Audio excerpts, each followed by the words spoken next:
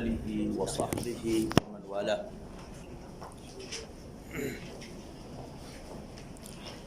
جيش من بلا برا بستودو الخير المنطوي ضمن موجة الشبهات الفكرية المعاصرة. البته ما لرابرجو باسي عليكم السلام ورحمة الله عند اللي نشانو معالمي أو شبولمان كرت استاد دينا سر بابتي كتير أبيشان أو خيري شاكي كلنيو أو شبولي قمانة فكرية كان هيا نسأل الله لا أحب أن أكون متشائما مهما كان الواقع مليئا بالتحديات. حزنا كم كوا رجبين بمهرشن واقعكش برا وبر بلا تحديات. إنسان لهر بار ظروفك به بإنسانك بهز به بتايبتي مسلمان خوای گەورە ئینسانی بەهێزی خۆشەوێ بە بەهێزیەوە بمێنێتەوە ڕوبڕووی واقعەکان بێتەوە. ئەو بابەتی شوبهات ڕاستە بابەتێکی مەترسیدارە، بەڵام لە هەمان کاتیش کۆمەڵی خێری تێدا هەیە، چونکە والله سبحانه وتعالى لا يخلق شرا محض. هیچ کات خوا بەس شتێک کە دروستکات تەنها شەڕ نییە، بەڵکو شەڕ ئەگەر شەڕیش بێ خێریشی تێدا هەیە لە ڕوویەک لە ڕووەکانی. جاءڵێ وحين نتلمس جوانب هذه الموجة ونكشف خباياها نتفاءل بخير يمكن أن يحصل بسببها. کاتێ دەچین هەموو لایەنەکانی ئەو شەپۆلە دراسە دەکەین وە شەشتە شاراوەکان لایەنە شاراوەکانی کەشف دەکەین، پەردەی لەسەر هەڵەدەینەوە، گەشتبینە بین بە خێرێک کەوا دەکرێت بەهۆی ئەو شوبهاتانەوە ئەو مەوجەی شوبهاتانەوە ئەو خێرەمان دەستکەوێت دەستی بخەین. بەڵام دەستخستنی ئەو خێر و چاکێش بەسراوەتەوە بە کارێکی گرنگ کە خۆی ئەڵێ سأذكره بعد بيان وجوه هذا الخير. دوای لایەنەکانی ئەو خێرە باسی ئەو مەرجە گرنگە ئەکەین، ئەجینا کاتێک ئەتوانین ئەو خێرانە ئیسیفادە بکەین لە نێو ئەو شوبهاتانە کە ئەو مەرجە گرنگە ڕەچاو بکەین، ئەجینا دەستمان ناکەون ئەو خێرە. یەکەمیان لە وجوهی خێر لایانی خێری ئەو شوبهاتانە ئەوەیە قد تؤدي هذه الموجة إلى ردة فعل عكسية عند كثير ممن تأثر بها أو من يشعر بخطورتها. عليكم السلام ورحمة الله. زۆر جار ڕەنگە ئەو شەپۆلی گومانەکان سەر بچێشێ بۆ ڕەتفعلی پێچەوانە لەلایەن زۆرێک لەوانە کەوتونەتە ژێر کاریگەریە بابەتی شوبهاتیان، ئەو کەسانی کە هەسەکەن بە مەترسی و خطورەتی بابەتی شوبهاتەکان. ڕەدەت فعلەکان چییە؟ ڕەد و فعلەکان بریتە لەوەی کە إعادة أخذ الإسلام بيقين لا بتقليد. بابەتێکی گرنگ کە کۆمەلگای ئیسلامی بە شێوازێکی گشتی زۆر پێویستی بەو بابەتە هەیە. وەرگرتنی ئیسلام بە شێوازێکی یەقین و دڵنیایی، نە بە شێوە تەقلیدیەکە، نەش بە شێوە عادەتیەکە. سێکەیە خير الله تفاح بابی عدنان خير الله، هەرچەند کەلیمەت حق يراد بها الباطل، ئەگەر بە جارێک بۆ کورد قسەکەی ڕاست بێت دەیان جار بۆ عەرەب ڕاستترە. ئەڵێ الإسلام عند الأكراد عادة وليس عبادة. بەڵام ئەتوانین بڵێن الإسلام عند أكثر المسلمين عادة وليس عبادة، ئەگەر بە شێوازێکی دروستە قسەکە ڕاستکەیتەوە. لەلایەن زۆربەی مسلمانان ئیسلام عادەتە، عیبادەت نییە. زۆربەمان ئیسلامەتی چۆن فێربووین؟ ئەوەی کە بینیمانە لە بنەماڵی خۆمان، دایکمان، باوکمان، خانەوادە و خێزانی خۆمان. نوێژەکەن نوێژمان کردووە، ڕۆژی ئەگەن ڕۆژی دەگرین. جارێک نەچوین بە دوای فەلسەفەی نوێژ و بابەتی فەلسەفەی زەکات و چیچیە بگەڕین لە ڕووی زانستی و علمی بۆ ئەوەی بگەین بە دەرەجەی یەقین بە دڵنیاییەوە، بەڵکو بە شانازیەوە ئەو شەعائیر و دروستمە ئاینانە بە خۆمان جێبکەین. بۆیە نا ئینشاءڵڵا دەبێت متفائیل بین بەرامبەر ڕەحمی خوا ئینشاءڵڵا، چونکە ڕەنگە ئەوەش هۆکاری خۆی هەبێ ئەگەر قسووری بێ ئینسان بە قسووری بێ بێگومان خوای گەورە لە قسووریەکان ئینسان سزادا بە جارویە هەر قسووریەکە لە چیدا هەر ئەو ئینسان هەر خۆی هەستیش پێ ناکات وا دەڕوە وا هاتووە بەردەوە بەڵێ عامای بالضبط كل مولود يولد على الفطرة بلام دور برو جينجو بأدي قري فأبواه يهودان أو ينصران أو يمجسان بتواوي واحد بلا جوابي دهتو بلا كواتا إعادة كردني ورقتني إسلام بشوازك يقيني نقبة الدنيا أو لنا كش كانت عزباسة وتنبون مناقر نموني حجاب برقر بشيكي زور لخشكان مان بۆیە حیجابی لەبەرە چونکە دایکی بوو حیجابی پۆش بەڵام ئەبینی ئێستا ئەوەی کەوا بە تەقلید حیجابی پۆشێ بۆ نمونە کاتێکەوە بۆنە مناسبەیەک دێ دەچێتە هەندێک کۆڕ و مەجلیسکەوە ئەهلی حیجاب نین هەز بە شەرمەزاری دەکات بەڵکو هەر ئەگەر عیبەکە نەبێت دای دەکەنێ و فڕی دەدا زۆریش دەیبینیت فڕی دەدا ئەگەر یەقینی هەبێت چۆن حیجاب فەڕ دەکات بە شێک لە دینی خۆی ئەزانێت بە ئەمرێکی ئیلاهی ئەزانێت ئەگە یەقینی دروست بێکەوە بابەتێکە چۆن ئەقیم الصەلاتە خوای گەورە فەرمانی داوە بە نوێژکردن بە هەمان شێوەش حیجاب فەرزە لە ئیسلامدا ناتوانێت فەڕێت و هەروەها بۆ پیاوانیش زۆر بابەتی تر هەیە جا کەوادێک لەو خێرانەی کە لەو بابەتی شوبهات دەستمان نەکەوێت ئەوەیە کە خەڵکێک ئەو جارە بە شێوی تەقلیدی دین وەرداگرێت دەچێت بە دوای بە بەڵگە بە حوجەت بە شێوەیەکی زانستی یەقین ئیسلام وەرەگرێت بەڵگەشمان هەیە لەخوا بەزادار لەو دەرسا لەو دی و هەندێک خوشک دیار بوو بەحث و سێرچی زۆر بابەتی شوبهاتیان کرد و بە دوواداچوونیان کرد لە مەسادیر لەو کەسانی کە شوبهات دروستەکەن لە ئەوانەی کە وەڵامیان ئەدەبزانە وارد خەڵکێک دەکات کە بگەڕێ و جار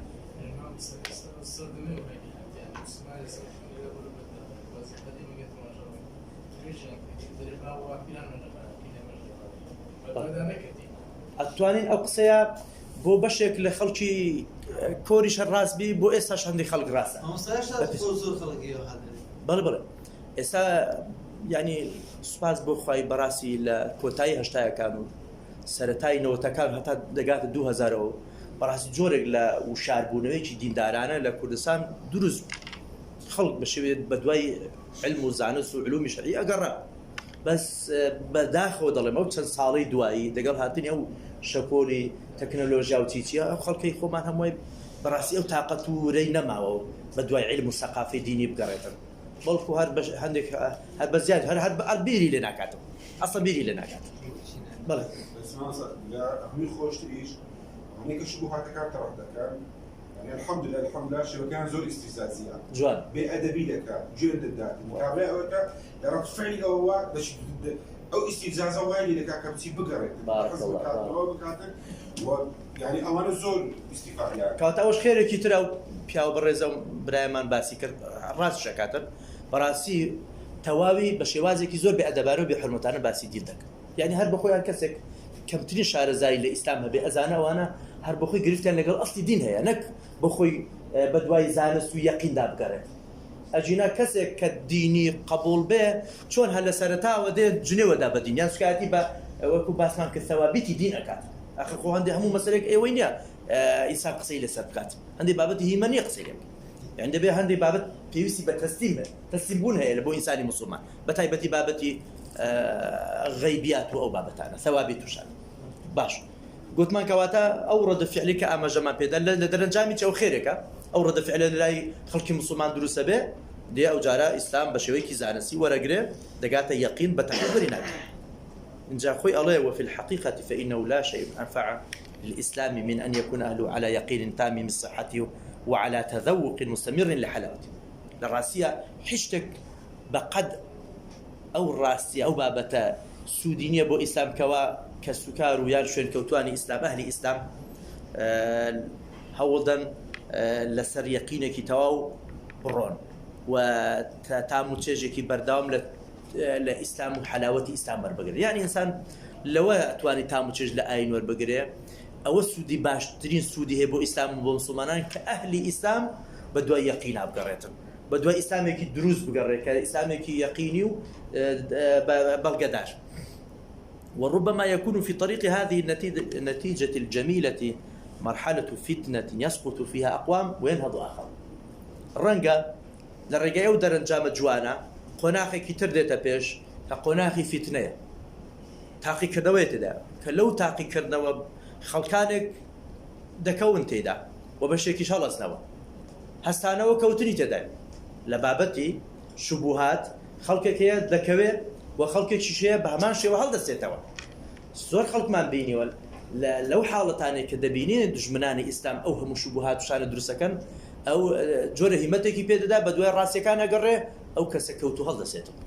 و بەداخەواوانێکەوە خۆشان ئامادە نەکردووە لە بە ئەو ڕوبەڕووبوونە دەکەون لە نێو ئەو بابەتی فیتنەیە جاڵێ ئەگەر حاڵەتی ئیمانی سەحابەکان خوا لێیان ڕازی بێ وەربگرین ئەبینین ئەوان قبل الإسلام شلون بوون كانوا قد ذاقوا مرارة الشرك والكفر والحيرة والغفلة وكانوا في جاهلية تامة أوان بيش إسلاما طالي وتفتي شرك وكفر قمان ودود ضلي وبآقاي أوانيان دەچەشت لە حاڵ لە نەفامیەکی تەواودا ئەشیان بەڵام خوای گەورە مۆڵەتی چی پێدان هیدایەتی دان کاتێک حینە ئەشرق نور الإسلامی ببعثة محمد صلى الله عليه وسلم کاتێک نور و ڕووناچی ئیسلام شەبەقیدا بڵاو بۆ لە جیهانە بە هاتنی پێغەمبەر صلى الله عليه وسلم ئەوانش کەڵکیان بینی لەو ڕووناچیە پشتی خوان برد فتطلبوا حقيقة الدعوة فوجدوا أنها نبوة صادقة أوان بدوي چی گەڕان بە تەقلید نەبوون ئەگەر تەقلید بە ئەوانیش دایانگۆم ما ألفينا عليه آباءنا وەنیا ئەم باو باپیرمان وا ڕۆیشتونە لەسەر ئەو دینەی مەشواتڕێ بەڵام سەحابەکان وایان نەگوت یعنی وەکو خزمەکانی خوان کە لەسەر بێڕێی باو باپیران بە ماڵوێرانی ڕۆیشتن وایان نەکرد چون کە گویان لە داو بانگەوازەکەی پێغەمبەر خوا بوو کە هەستیان بە نوری پێغەمبەری خوا و دینی پێغەمبەری خوا کە سەلامی خوا لەسەر بێ بە دوای گەڕان بە دوای حەقیقەت و ڕاستی ئەو بانگەوازەی داوای پێغەمبەری خوا گەڕان سەلامی خوا لەسەر بێ بە دوای دواتر کە بە دوای گەڕان فوجدوا أنها نبوة صادقة وصراط مستقيم گەیشتنەوە دەرەنجامەی کەوا ئەوە پێغەمبەرایەتێکی ڕاستە محەممەد صلى الله عليه وسلم ڕاستەکە لەو بانگەوازەکەی خۆی و ئەوە ڕاستە شەقامەکەی خوایە ئەوە ڕاستە شەقام و ڕێگا ڕاستەکەیە ئەوە نورە مبینەکەیە بۆیە فتەمەسەکوا بها ئەشەد التەمەسک يعني هەر ئەوە نیە ئینسان حەقیقەت بناسێ ئەوان بە دوای حەقەت گەڕان حەقەتیان ناسی دواتر چیان کرد تەمەسەکوا بها دەستیشان پێ بکرد زۆرمان حەقەتمان ناسی و بەڵام دەستی پێوە ناگرت زۆرشمان بە دوای نەگەڕاوین تەنها تەقلیدێکە ها تەقلید لێ دەرەکەوێت ئەسحاب خوا لێیان ڕاست جیاوازەکەی ئیمانی ئێوان لەگەڵ خەڵکی عەوام چ بووە ئەوان بە دوای گەڕان حەقەتەکەیان دۆزیەوە دواتر بە جوانی دەستیان پێوە کرد وثبتوا عليه أعظم الثبات مع شدة الأذى ئەوان چاک خۆڕاگر و شو درێژ بوون بە باشترین شێوە لەگەڵ ئەوەی ئازاری کۆسپ و تەگەرەی زۆر و قورسایی و زەحمەتی زۆریان هاتە بەردەمی پاشان ئەوصلوا للبشرية هذا النور هەر بۆ خۆشان نەبوو بەڵام خۆمان نورمان وەرگرت و هیدایەتمان وەرگرت خەڵکی کەیف خۆیەت ئێستا خەڵکی وا فێر بووە چیشت بە خەڵکدا مەڕ بە پێی خۆی دامگوت بزن بە پێی خۆی وانە کاکات خۆ تو پێغەمبەر نی یان هەندێک خەڵک پێمان دەڵێ بە خەڵکی ئاسایی دەڵێ خۆ تۆ مەلانی کاکە خوتبەی بۆ خەڵکی بدەیت چیشت بێ باسی دین دەکەوێت سەیکە کەچی پێغەمبەر پێمانە فەرمێ صلی الله علیه وسلم هەمومان ئەبێ داعی بین هەموو موسڵمانێک داعی بلغوا عني ولو آية بەڕێزت وەکو گەنجێک تەنها یەک ئاەتت تا ئێستا ئاشنایت پێیا کردو شارەزای لێیە واجبە ئەرکی تۆی ئەو ئاەتە بگەنی جا بزانە بەلیغو ئەوە تەکلیفە عني تەماشە تەشریفە وەنیا وەلەو ئایا تەخفیفە باش سوکریش ئەو فەرمودەی پێغەمبەر خوا سێ تێدا تەکلیف و تەشریف و تەخفیفی تێدایە لە باتی پێغەمبەر ڕائەگەێنێت و پەیامی پێغەمبەر ئەگەێنی سەلامی خوا لەسەر وەگەیاندنەکەش فەرمانی پێغەمبەرە تەکلیفت لێ کراوە و تەخفیفش کراوە ئەگەر یەک ئاەتیش بێ ئەگەر زۆریش نازانێت سەیکە بەو شێوازە کەواتە موسڵمان هەمووی داعیە ئەکرێ گەنجێک ڕەنگە گەنجێکی وەکی ئەو بەڕێزەمان زۆر کاریگەری زیاتر بێت لە مامۆستایەکی سەر مینبەر بۆ چونکە ئەو شوێنەی ئەو گەنجە ئەیچێ یان ئەو گەنجێک کە دەوروبەر و محیطێکی هەیە ئەو محیطە نەچێتە مامۆستای ئاینی ڕەنگە هەنێتە مزگەوتش ئەو پیاوەتوانین لەو نەنە ئەو چین و توێژە ڕۆڵێکی بەرچاو ببێنێت کەواتە هەمومان ئەتوانین ڕۆڵی خۆمان بینن ڕەنگە ڕۆڵی هیچ کامیشمان کەم نییە لەوەی تر ڕۆڵی هەمومان گرینگە اینجا گەنجێکە پیرێکە مامۆستایەکی ئاینیە مامۆستایەکی قوتابخانەیە دکتۆرێکە مهندسەکە هەمویان ئەتوان لە محیطی خۆیان دەست بە داو بانگەوازەکە کەم بکەن لانی کەم کاکە توان لەناو خانەوادە و خێزان و ئایلەی خۆت لە نەوتەکانم من بەبیرمە خەڵک هەموو شتێکیان فەرسەتێکیان دەخۆستەوە ئەهلی دین لەناو باسم کرد لەناو پاس بووین فەقێ بووم لە ڕانیە و سەردەمی هەمیشە یەک دوو کاسێتمان پێ بوو شریتمان پێ بوو اینجا وتاری مامۆستا هاوڕێی قیامەتی مامۆستا هاوڕێی بایان با بڵێن بابەتێکی تری بە مامۆستا بەشیر ئەوانە و دەمای باویان نەبوو بۆ نمونە دەمان گوتە سایەخەکەی بێزەحمەت ئەرێ ئەکرێ ئەو کاسێتەمان بۆ لێدەی ئەمان کردە بەجێوێکی دەعاوی ئەو خەڵکامی لەگەڵ ئێمە جوێ ئێستا کابرا سایەرەکەی خۆیتی بخۆی ئامادە نییە کاسێت ڕادیۆ هەیە ماشەڵڵا هەر بخوامان لێهاتە تاقەت لە ماڵی خۆ تاقەتی نیە گوێ بدات خەڵک تاقەتی نییە گوێ بدات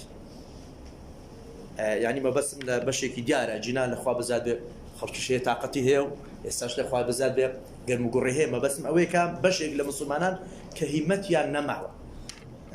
بەڵێ وصبروا على الشدائد دخو أصحاب شكاكا كوسبوتا جرو جرفتوا شهوات وشبهات ودجمن والشر وآجاوي زياترات وتبردميان والله ما خور راقربون آراميان كرتوا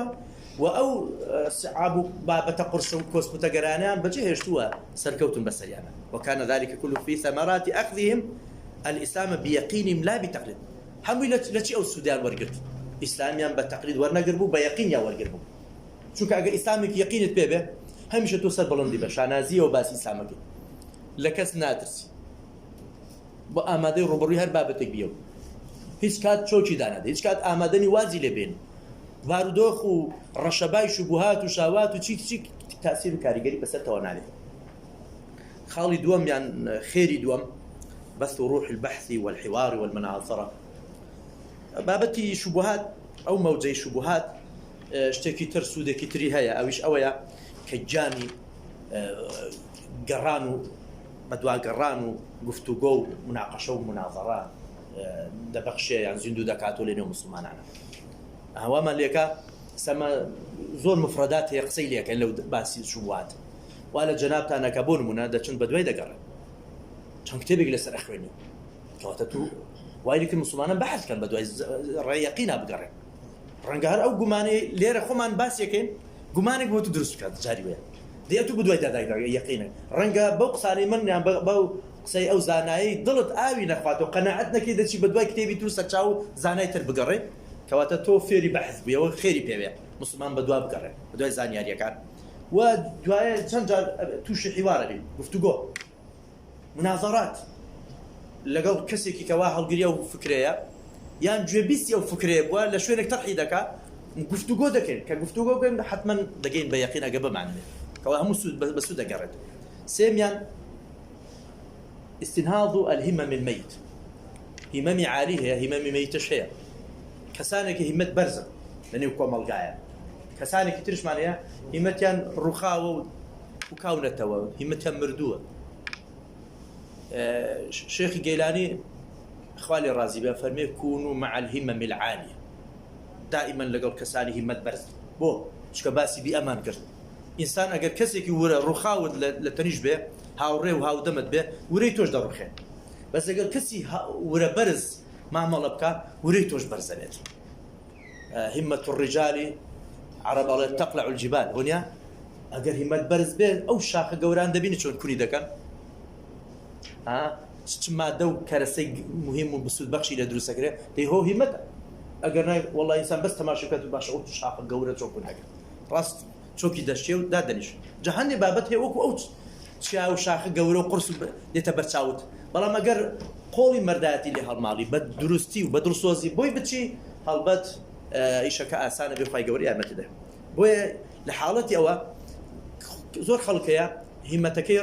ورەکەی ڕووخاوە بەس کاتێک کە دەبینی دوژمنان و ناحەزانی دینەکەی عەقیدەکەی شەو ڕۆژە خسووتە سەر یەک نەفس و نەفیسی لە پێناودا ئەنێن و دەبەخشن دەی تۆش هیمەتت بە دەجوڵێ ئەتوش ئەکەویە وەڵامدانەوە و خۆ دروستکردنەوە ئەتوش خزمەتی دین و بانگەوازەکەی بۆ دین و عەقیدەکەی کەواتەوەش خێرێکی پێوە إن كثيرا من حملة العلم الشرعي لم يحققوا الآمال المرجوة منهم في مجال بث العلم والدفاع عن الإسلام والدعوة إليه زورك لواني کە پێیان دەگوتی حەمەلەت العلم هەڵگرانی ئاڵای زانست و علم و زانستە شەرعیەکان ئەو هیوا و ئاواتەی کە لەسەریا چنرا بوون بەڕاستی هیوا ئاواتەکان هەم خۆیان نانهیناوەتە دی هەم نهاتوتە دی لە بواری بڵاوکردنەوەی زانست و علومی شەرعی بەرگریکردن لە ئیسلام بانگەوازیکردن بۆ ئیسلام یعنی هەر کەسێک کە حەمەلەی علمە هەر ئەوە نیە بۆ خۆت بڵێ فێری علمێک زانستێک بووم و بەس نا گرنگ ئەوەیە دەبێت ئەو علمێک کە تۆ وەرگرت دەبێت بشی بەخشی دواتر و دواتر ئەو ئیسلامی کە تۆ ناسی و کە تۆ خۆت بەڕابەری ئەزانی زانای ئەو ئیسلاما زانێ دەبێت بەرگریشی لێ بکەیت بە شێوەیەکی زانستی بەرگری لێ بکەیت لەو شوبوهاتانی کە ڕوبەڕووی ئاراسی ئیسلام بکرێن و هەروە دەبێت بانگەوازیشی بۆ بکەیت گوتمان هەمومان دەبێت لە ئاست خۆمان داعی بانخوازێک بین جا هەر کەسی بەپێی ئەو زانستی کە بەلایەوە غير أن مما يرجى التحقق فيهم حين يرون رياح الشك تعصف من حولهم أن تنبعث فيهم جذوة الغيرة على الإسلام بلام رنجة هوايك ما دسكبه هوايك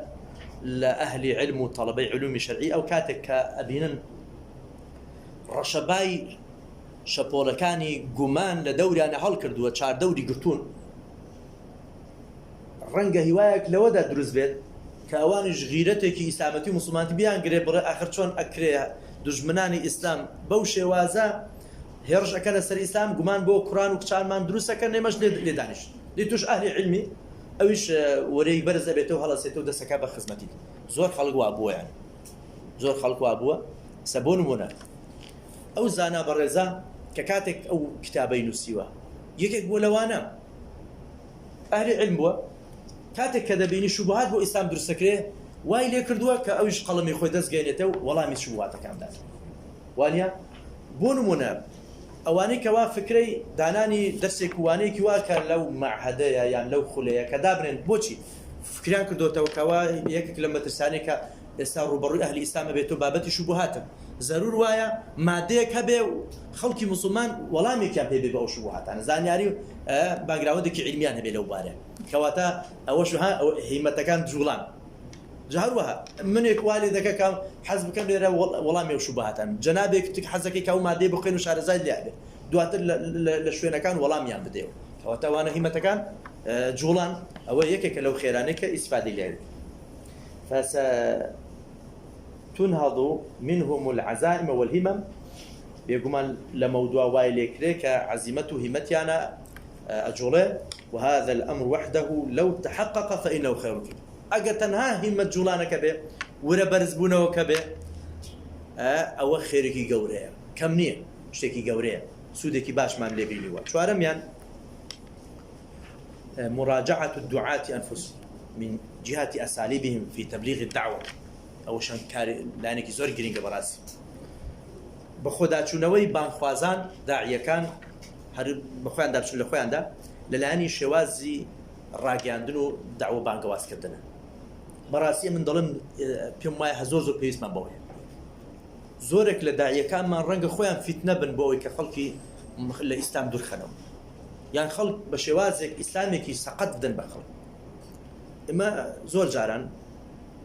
ئەگە مراجعە دەکەینەوە چون ئیسلامێکی زۆر سەقەتمان بە خەڵک لەو دیش باسی ئەگەر بین سەدان هەشتای ڕەنگە وتارەکانی مامۆسایانمان لێ بدەینەوە دیراسە و مراجعەیان بکەین زیاتر بابەتی عەزابی قەبر و جۆدۆزەخ و لایەنە عەزابی و مەسەلەی عیقاب و گوناهی وا فڵان سزای ئەوایە ئەو بارەمان گرتووە عوقوبات و سزا و جەهەنەم و نازە قەبر و ئەوانە کەواتە لێرە چمان کرد ئێمە ئیسلامێکمان هێنا لایەنێک لەسەر حیسابی لایەنێکێکمان زۆر گەورە کرد لایەنێکی کە زۆر گەورەیە فرامۆشمان کرد خۆ من ناکرێت دەبێت ئیسلام لە بینی تەرغیب و تەرهیب بێ ناکرێت بەس لایەنی تەرغیبەکەش باسکەین تەرهیب باس نەکرێتم چونکە ئیسلام عقوباتیشی هەیە وەکو دەڵێ عیقابیشی هەیە و ڕەغبەتیشی هەیە باسی بەهەشت و نازانم چیشی هەیە لێرەوە ئەتۆ ئیسلام بە شێوازی سەقەت پێشانی خەڵک دێنێت بۆ نەعوذ بالله باوەڕم پێ بکە خوتبەی هەندێک مامۆستاگەر گوێ بدەیت ئەوەندە بە شێوازێکی توند باسی خوا ئەکات جەلە جەلالو ئەو خوا میهرەبانە و عەزیمە و بە سۆز و لێبوردەیە حاشای مەقامی خوا وەلیلله المەثل الأعلى جەلادێک دێتە بەرچاو دەست بڕە سربڕە سووتێنەرە نازانم چییە هیچ ڕەحم و بەزەیەکنی حاشەی مەقامی بەرزی خوای گەورە ئایا بەو شێوازە وەسفی خوا ئەکرێت خۆ دەبێت ئینسان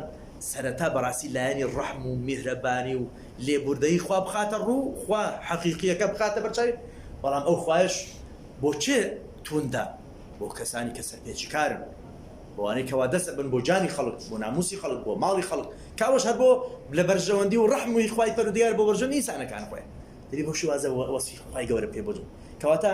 جاری ئێمەش وەکواتە ئەوانەی کەەوە بانگەواز ئەکەن یان مامۆسای ئاینینە لە پەیامەکانمان سەقەتیمان هەیە یان بۆ نمونە ئێمە دەڵێن وەسفی پێغەمبەرەکەی سەلامی خوا لەسەر بێ بە ڕەحمەت شێخ قسەی جوانی باس کرد مامۆستا لە مەولودی ئەو باسی وما أرسلناك إلا رحمة للعالمين ذكر مامۆستا یان وەکو ئاەتەکان نووسێ لە خوارەوە لا إله إلا الله یەک شمشێری درێژیشی لەگەڵدایە ئەوە عەلەمی سعودیە پێم وایە لەو چەند ساڵێک هاتە قسێکی جوانە کاکە باب ئیسلام شمشێریشی هەیە چونکە هەرچی مرۆڤە لە دنیا هەرچی دەوڵەت و کیان و قەوارەیە ئەگەر شمشێری نەبێ یانی هیچ وانی هەمومان ئەگەر نینۆکێکمان نەبێ ئەگەر بۆکسێکمان نەبێ ئێستا هەموو خەڵک پێمان دەوێرێ وەڵا سیارەمان لێ دەستێنن کڕۆڵە تەعەدای ماڵمان لێ دەکەن ناموس بێ یعنی ئینسان پێویستی بەوە هەیەکەوە هێزێک هەبێ کە بەرگری پێی لە خۆت بکات بەڵام نابێ ئەوە هەمووی شتەکە بێ وێنەکە تەنها هێزەکەی پێشێ تەنها وەکو دەڵێ مست و قامچی و شمشێرەکە نیشاری خەڵک بدەیت دەبێت لایەنەکانی تریش پێشان بدەیت کەواتە پێویست بۆ دەکات خطابی دینی خطابی دعوی مراجعە بکرێت دوعاتەکان ئوسوڵ کاکە جاری قسێکی زۆر جوان باسەکەم بەڵام ئوسوڵبەکەی زۆر سەقەت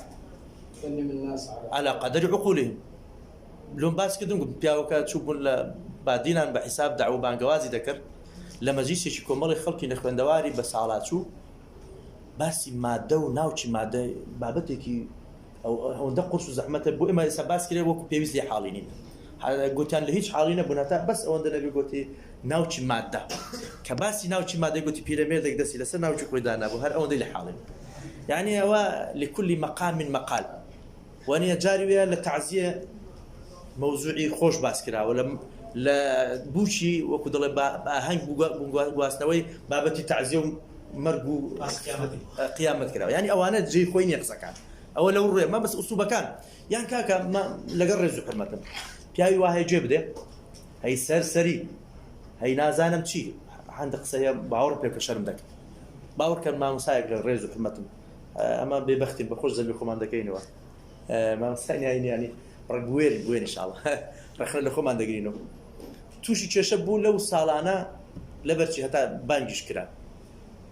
لە مینبەری خۆی ڕەش و شین کردەوە کابرایەکی وا لە سلێمانی هەستاوە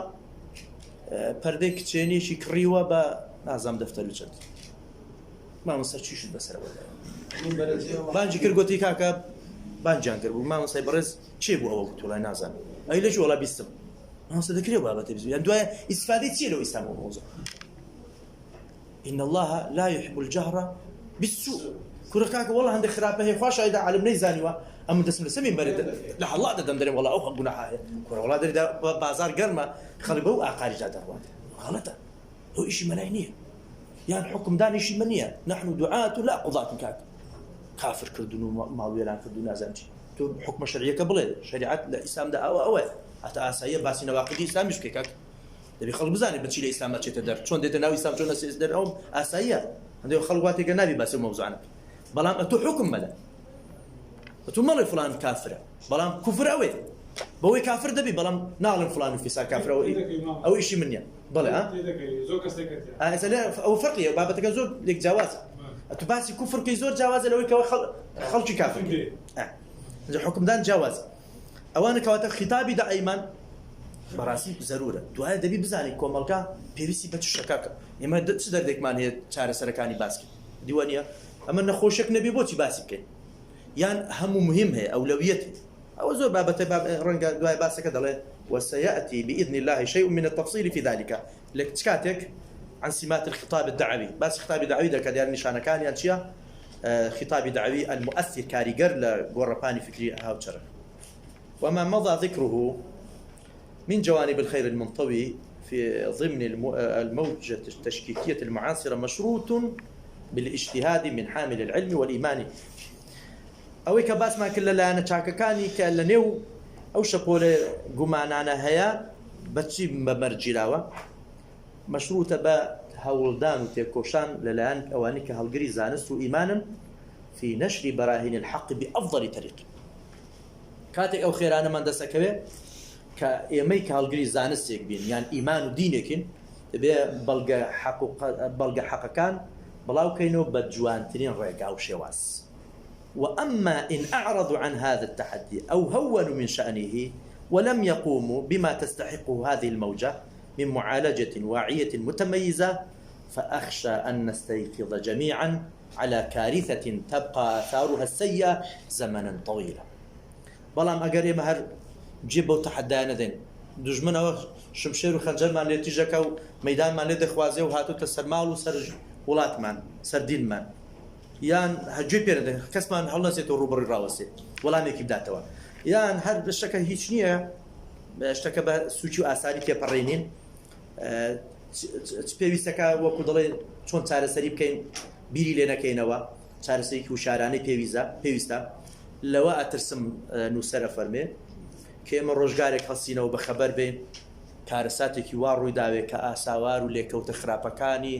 ڕۆژگارێکی زۆر بخایەنێ پێمان چارەسەر نەکرێتن زەرمان لێ بدات کاتمان ماوە